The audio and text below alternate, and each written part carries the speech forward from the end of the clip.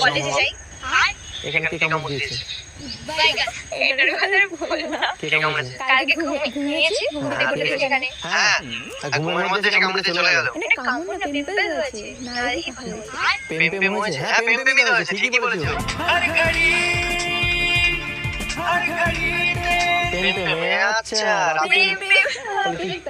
Pimple, তাই বলা। আমি শুনেছি পেম, আবার রাত্রে আমি হয়েছি পেম করেছে। তোমাকে ভালো লেগেছে তাই তোমার লাল জুড়ে পিম্পলটা করো।